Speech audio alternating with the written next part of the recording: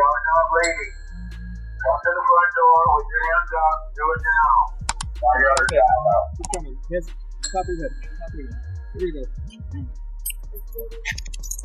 Stop right there for me, please.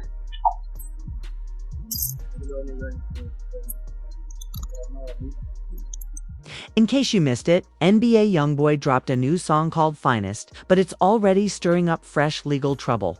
A tweet warned, legal issues are coming towards NBA YoungBoy. According to his release agreement, he wasn't allowed to talk about his court case, yet Finest includes lyrics referencing his legal battle and experiences in jail. For example, he raps, "Stuck in prison, F the system, putting ice inside my nose." Legal experts online are saying the police will likely scrutinize these lines, and some of the other lyrics are even more intense. Lil Yachty showed support, tweeting NBA YoungBoy's back and releasing My Man Didn't Deserve Jail. The song touches on two key controversies: snitching allegations and rumors about him cheating on his girlfriend. Prior to releasing the song, NBA YoungBoy even spoke about his relationship troubles during an Instagram live. About the ones who I don't hate. And another speech away. Yeah, man, my motherfucking house stage for the children. Hey, I'm just out that stage. I'm out that stage and posting you. You want me to show you every time I would? You don't know, hey, you don't know if a house full of people in the hey, I got children running around me. Look out, motherfucker. A couple of anyway, man, I know you can't. Hey, I know you can't play me like that, but watch what you say. They can't. But what really blew up was what happened next. His live chat started flooding with messages about the snitching rumors and how he got out of jail so quickly. Here's the deal. NBA YoungBoy began by saying he doesn't need to lie. Ain't got to lie. Wrong with me. More than make money with them. Shouldn't stay in my house.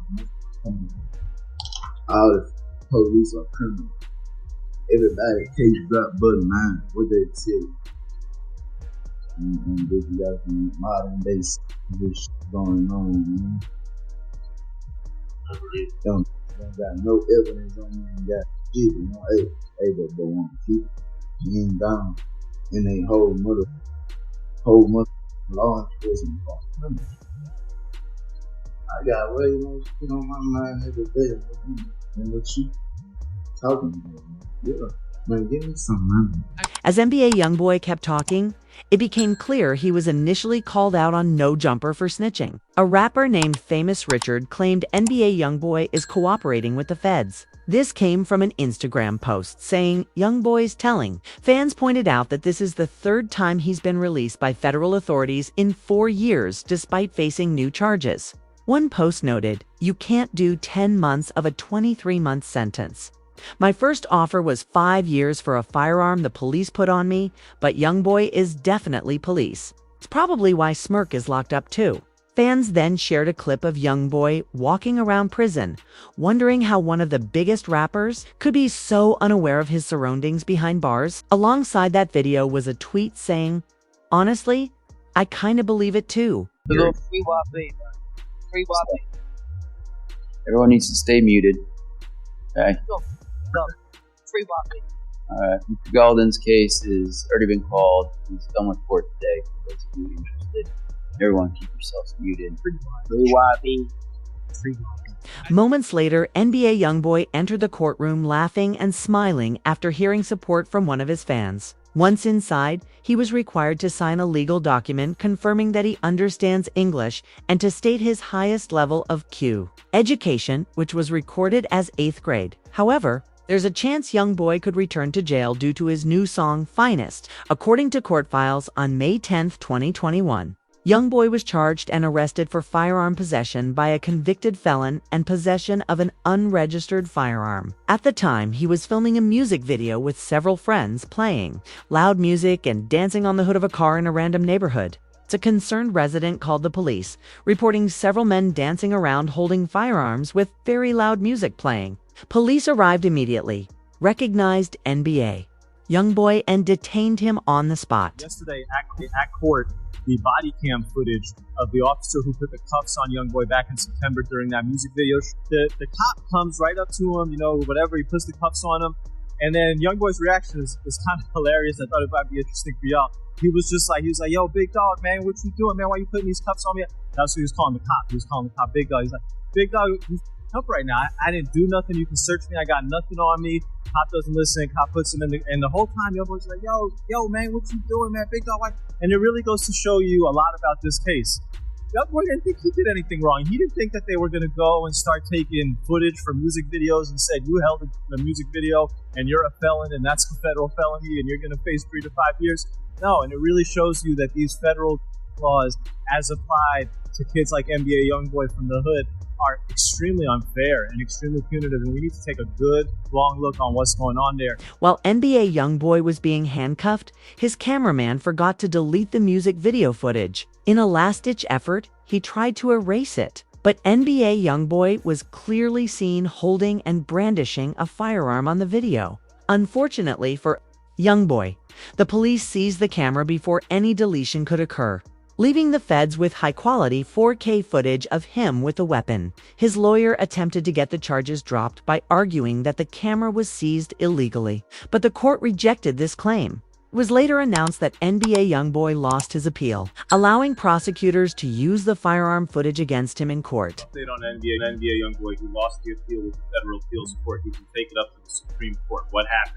So, the federal judge, the lower court, ruled in his favor. She said that the video of him holding what looks like to be is suppressed. It can't be used at trial against him. The way you guys obtained it, you violated his constitutional rights. Now, the government went to the Fifth Circuit, United States Court of Appeals. The Fifth Circuit said, you know what? We have a different decision. We're going to say that the government can use that evidence. It is going to be allowed in the case. Seeing the case wasn't going his way, YoungBoy knew he had to accept a plea deal just before the judge handed down his sentence. The judge offered YoungBoy an encouraging message, acknowledging how his addiction had stolen his talent and potential, and wished him success in his career once he's released from prison. Mr. Golden, I've seen so many times that good men and women who have a lot of talent and potential, that they can be robbed of that potential when they start to really struggle with their addiction. So I don't want that for you. You seem like a very talented young man. I'm hoping in your future that once you're done with your federal prison time, that you can be really successful on federal probation and have a really bright future where you can reach your full potential in every aspect of your life. Best of luck to you, Mr. Golden. Thank you, Ron. That's all I have. Okay. You may. Thank you. Thank you, Judge. Thank you all. The plea deal NBA YoungBoy accepted is why many rappers in the industry suspect he snitched. Though sentenced to 23 months, YoungBoy served only 10.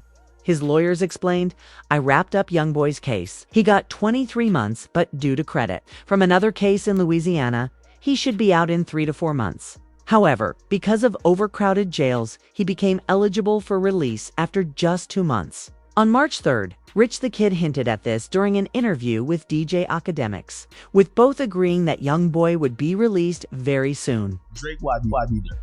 Right now.